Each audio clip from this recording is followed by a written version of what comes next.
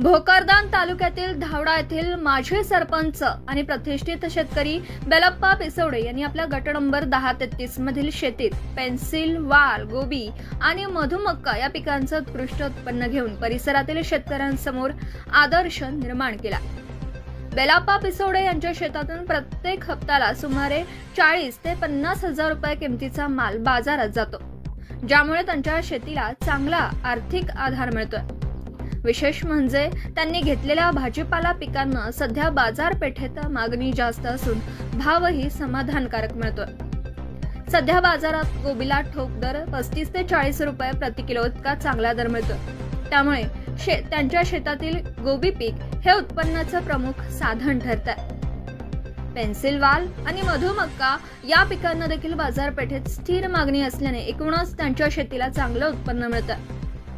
बेलप्पा पिसोडे यांचे भाजीपाल्यावरील हे नियोजनबद्ध शेती पद्धतीचे यश पाहून अनेक तरुण शेतकरी प्रेरित होतात। योग्य जमिनीची मशागत, पिकांचे वेळीच व्यवस्थापन, योग्य पाणी व्यवस्थापन आणि बाजारपेठेची अचूक पाहणी केल्यास शेतीत मोठं उत्पन्न घेता येतं। याचा आदर्श पिसोडे यांनी घालून दिला।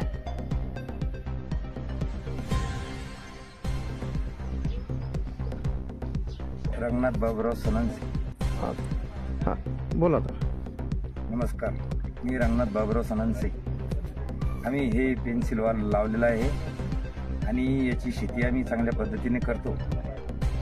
आता याला आम्हाला तरी हप्त्याला 3-4 क्विंटल हप्त्याला माल निघतो याचा। सध्या काय भाव भेटू राहिला या वालाला?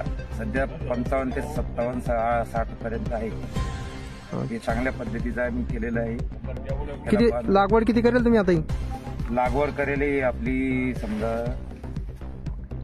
1 किलो बियाणं होतं ते समजा। क्षेत्र किती लावेल? क्षेत्रफळ 1 एकर भर। अच्छा, हप्त्याला तुम्हाला किती उत्पन्न निघून राहिलं याच्यात? हप्त्याला समजा ते एकरी समजा आता जवळपास 5-6 क्विंटल होतं। अच्छा अच्छा। हा, आम्हाला जे चांगलं उत्पन्न होऊ राहिलं आणि हप्त्याचं 40-50 हजार रुपये उत्पन्न घेऊ राहिलं। कोणा क्षेत्र करेल तुम्ही आता? हे बेलप्पा सरपंच।